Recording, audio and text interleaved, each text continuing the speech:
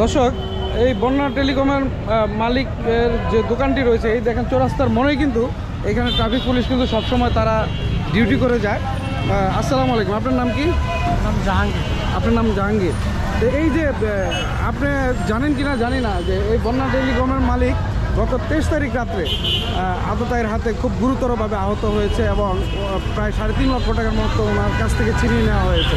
আপনারা তো এখানে ডিউটি করেন, আপনাদের এই আইন শৃঙ্খলা পরিস্থিতি বর্তমানে আসলে কেমন? আপনাদের এখানে আপনারা তো ডিউটি করেন।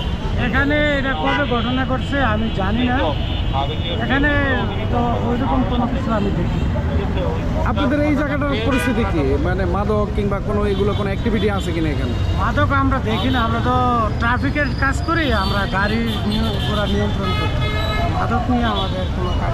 তো দর্শক দেখতে পাচ্ছেন যে ওনারা কিন্তু ট্রাফিক বিভাগের, তো ট্রাফিক বিভাগের লোক হচ্ছে কি ট্রাফিক সেকশনটাই তারা আসলে মেনটেন করে। তো ডিউটি পুলিশ যারা রয়েছে তারা এখানে সবসময় ডিউটি দেয় কিনা আমি সঠিক জানি না। তো আপনাদের তো ডিউটি অফিসার রয়েছে এখানে যারা আইন শৃঙ্খলা নিয়ন্ত্রণের জন্য, তারা কি সবসময় এখানে আসে কিনা? থানা পুলিশ আসে না? আসে। কেমন আসে কেমন? তারা কন্টিনিউ এখানে একটা থানা পুলিশের গাড়ি থাকে? এখানে তো কন্টিনিউ ডিউটি থাকে না, মোবাইল ডিউটিরা ঘুরে ঘুরে আসে, এখানে আসে আবার বিভিন্ন জায়গায় যাওয়া লাগে। মোবাইল ডিউটি এক জায়গায় বসে থাকতে পারে। আচ্ছা, আপনাদের ওই সাইডে রাস্তার উপরে একটা ফাঁড়ি ছিল, এটা এখন নাই কেন? এটা আমি জানি না, ফাঁড়ি এখানে ছিল কি আগে জানি না আমি। আচ্ছা, আপনি তো ডেমরা থানাতে আছেন না? না, আমরা ট্রাফিকে আছি। ট্রাফিকে আছেন? কোথেকে আসেন? আমরা ওয়ারিতে থাকি, রাজারবাগে কেউ থাকে, কেউ ওয়ারিতে থাকে, ওইখান থেকে আপনারা এসে এখানে ডিউটি করেন? ওখানে।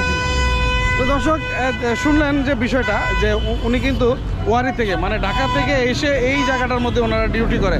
তো এই যে ব্যস্ততম কোনাপাড়া, এই কোনাপাড়াতে আসলে কন্টিনিউ এই কোনাপাড়া স্ট্যান্ডে পুলিশ, র্যাব, যারাই আইনশৃঙ্খলা বাহিনী রয়েছে অবশ্যই তাদের এখানে একটা স্থায়ীভাবে ডিউটির একটা ব্যবস্থা করতে হবে।